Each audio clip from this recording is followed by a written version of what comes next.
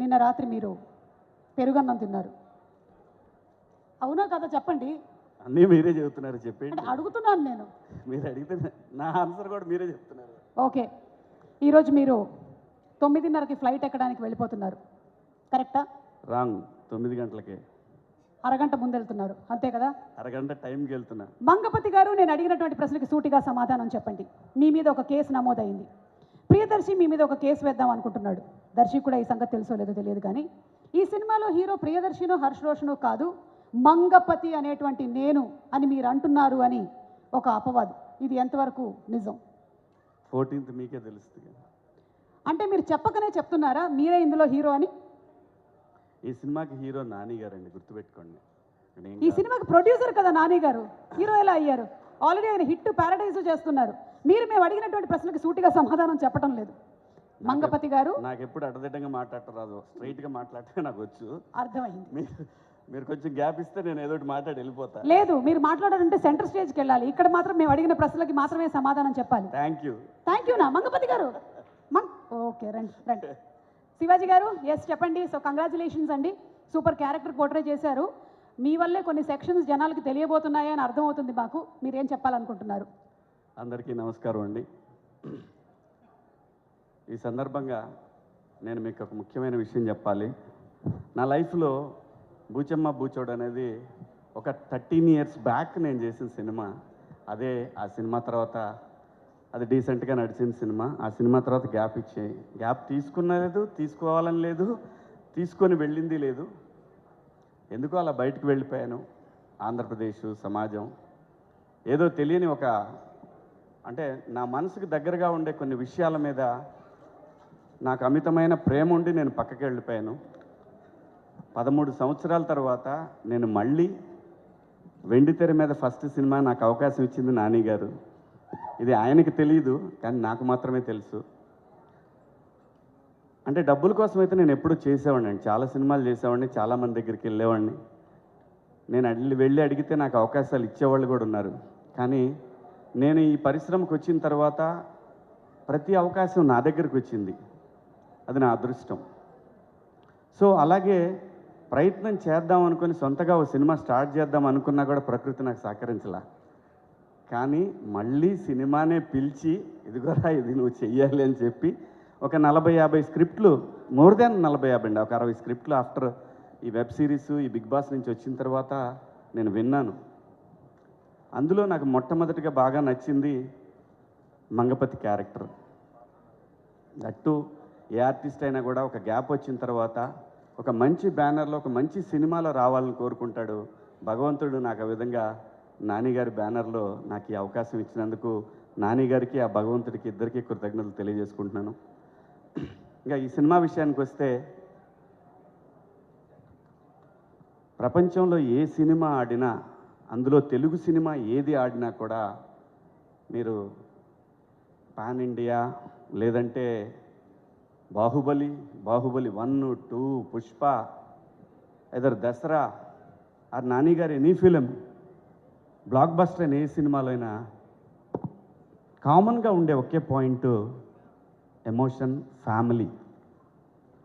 Family లేకుండా ఏ cinema block buster అవ్వలేదు ఇంతవరకు కూడా. ఎక్కడా కూడా ఫ్యామిలీ ఎమోషన్ లేకుండా ఏ సినిమా కూడా, రేర్గా అప్పుడప్పుడు జరుగుతూ ఉంటాయి.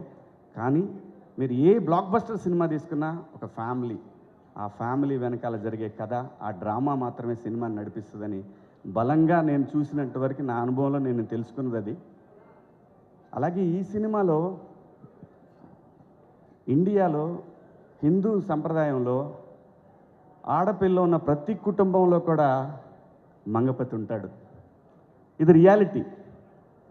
సో మనందరం ఒక కాన్స్టిట్యూషన్ కట్టుబడి బతుకుతున్నాం కాబట్టి, సో దానికి లోబడి ఉండాలి కాబట్టి కేసులు గట్రా ఉంటాయి కాబట్టి దాన్ని కూడా క్రాస్ చేసి దానికంటే కూడా మా ఫ్యామిలీలో ఉన్న ఆడపిల్ల అని అనుకొని పరిధులు దాటినటువంటి ఒక క్యారెక్టరు మంగపతి. ఈ క్యారెక్టర్ ఇప్పుడు మీకు నార్మల్గా కనిపించవచ్చు, లేదంటే నాని గారు ఎలా ఇచ్చారో నాకు తెలీదు, కానీ అది నాకు చాలా పెద్ద పేరు తీసుకురాబోతుందని బలంగా నమ్ముతున్నాను. ఈ క్యారెక్టర్లో నేనే కాదండి, ఈ సినిమాలో ఏ క్యారెక్టర్ లేకపోయినా కూడా సినిమా ఆడదు.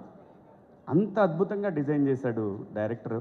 అలాగే దాన్ని యాక్సెప్ట్ చేసిన నాని గారు, నిజంగా నాని గారి బ్యానర్ మనస్ఫూర్తిగా నేను ఓ సూపర్ గుడ్ ఫిలిమ్స్ లాగా కొత్త డైరెక్టర్లకి చాలామందికి పిలిచి చౌదరి గారు స్క్రిప్ట్ విని ఆ డైరెక్టర్ మీద వదిలేశారు. అలాగే ఈ సినిమాకి కూడా చూశాను నేను, ఎందుకంటే నేను ప్రొడక్షన్ చేస్తాను. చూసినప్పుడు నాకు అనిపించింది, ఒక డైరెక్టర్ మీద నమ్మకంతో ఒక టీంకి అప్పచెప్పేసి అసలు ఆయన ఎక్కడా చూడలేదు నేను నాని గారిని. సో నేను అది ఆర్బి చౌదరి గారి కాంపౌండ్లో చూశాను. ఒక డైరెక్టర్ మీద నమ్మాడు అంటే నమ్మి ఇచ్చేసిన తర్వాత ఇంకా దాంట్లో ఎటువంటి వేలు పెట్టకుండా సినిమాని అలా అలవకగా కంప్లీట్ చేశారు ఈ సినిమా. దాంట్లో దీప్తి గారి సపోర్ట్ కూడా చాలా ఉంది ఈ సినిమాకి. దీప్తి గారు మరి బ్రదర్ కోసం అని కాకపోయినా సినిమా మీద ప్యాషన్ తోటి ఈ సినిమాకి వర్క్ చేశారు ఆవిడ కూడా. అలాగే ప్రొడ్యూసర్ గారు ఎప్పుడు రాలేదు సెట్కి, అసలు ఎప్పుడు నేను చూడలేదు ఆవిడని, మేడంని. సో చాలా మంచి సినిమా అండి, చాలా మంచి సినిమా. అందరూ ఎంత బాగా చేశారంటే వాళ్ళిద్దరిని చూస్తే నాకు ఆ ఫ్రెష్ లవ్, మనం కూడా ఒకసారి వెనక్కి భగవంతుడు అవకాశం ఇస్తే వెనక్కి వెళ్ళి ఒక లవ్ స్టోరీ క్రియేట్ చేయాలి, మనమే పర్సనల్ లైఫ్లో ఒక లవ్ స్టోరీ ఉంటే బాగుంటుంది అని అనిపించేంత బాగుంది వాళ్ళ లవ్ స్టోరీ. నాకు కథ చెప్పినప్పుడు కూడా నేను ఎన్ని లవ్ స్టోరీ కదా ఇది, కోర్టు ఏంటి అని అన్నా నేను. నాకు అంత నచ్చింది వాళ్ళిద్దరి క్యారెక్టర్లు. అలాగే ప్రతి ఒక్క క్యారెక్టర్ కూడా అంత బాగా డిజైన్ చేశాడు దర్శి. తనది ఒక డిఫరెంట్ టైమింగ్ అనమాట దర్శిది. ఎంటర్ ఆయన స్లోగా చేస్తాడు ఇంతే మాట్లాడ్డా అంటే స్క్రీన్ మీద చూసినా నాకు అర్థమైంది, ఓకే తనది ఒక స్టైల్ చాలా బాగుంది. అందరూ ప్రతి ఒక్క పాత్రని అద్భుతంగా చేశారు ఈ సినిమాలో. స్క్రీన్ మీద కాకుండా బ్యాక్గ్రౌండ్ హీరోస్ అంటే first Dinesh, second music director. వీళ్ళిద్దరి సహకారంతో ముందుకు నడిపే డైరెక్టర్. వీళ్ళ ముగ్గురు ఈ సినిమాకి పెద్ద ఎసెట్ అండి, నమ్మండి. ప్రతి సీను కూడా ఎంత బాగా తీశారంటే ఈ మధ్యకాలం, అంటే నేను చేసిన ఫస్ట్ సినిమాలండి ఈ మధ్యకాలంలో అని కాదు, నాకు కొత్తగా అనిపించింది. నేను అప్పుడే ఫస్ట్ టైం సినిమా చేస్తున్నాను అంత బాగా అనిపించింది. నేను క్యారవాన్ దిగానంటే మళ్ళీ నేను ఎప్పుడు వెళ్ళలేదు, అక్కడే ఉండి చూశాను నేను వీళ్ళు ఎలా తీస్తున్నారు. మళ్ళీ మనం చేసినప్పటికి ఇప్పటికైనా డిఫరెన్స్ ఉందా అంటే డెఫినెట్గా నేను మిస్సమ్మ సినిమా తీసేటప్పుడు అలా తీసాడు డైరెక్టర్, మొత్తం చుట్టూ తీసేవాడు. ఏంటంటే ఇది ఒకసారి అయిపోయింది కదా ఎదురుగా పెడితే కెమెరా, అంత బాగా తీశాడు. నిజంగా నాకు మిస్సమ్మ మేకింగ్ అప్పుడు ఎలాగైతే నేను ఎంజాయ్ చేస్తూ చేశానో అలాగే ఈ సినిమా మేకింగ్ చూసి చాలా హ్యాపీగా అనిపించింది. దినేష్ గారు ప్రతి ఒక్కళ్ళని కూడా, కెమెరామెన్ దినేష్ గారు ప్రతి ఒక్కళ్ళని కూడా చాలా చాలా అందంగా చూపించారు. అది విలన్ కూడా అందంగానే చూపించాడు అనిపించింది నాకు. నేను అందంగానే ఉంటాను అనిపిస్తలేండి, అంత బాగా తీశారు. అందరూ కూడా చాలా బాగా చేశారు. నాని గారు thank you so much, love you. ఎందుకంటే నాకు సినిమా ప్రొడక్షన్ చేయాలి చాలా కోరిక, అందరి వల్ల కాదు, అది కొందరికే వర్కౌట్ అవుద్ది. అది మీకు వర్కౌట్ అయింది. ఎంతోమంది డైరెక్టర్లు తెలుగు సినిమా ఇండస్ట్రీలో ఇంకా మీ ద్వారా రావాలని, మంచి సినిమాలు రావాలని వాల్పోస్ట్ నుంచి మనస్ఫూర్తిగా కోరుకుంటూ ఈ అవకాశం నాకు ఇచ్చినందుకు మీ అందరికీ కూడా పేరు పేరున ధన్యవాదాలు. థ్యాంక్ యూ సో మచ్ అండి. Thank you.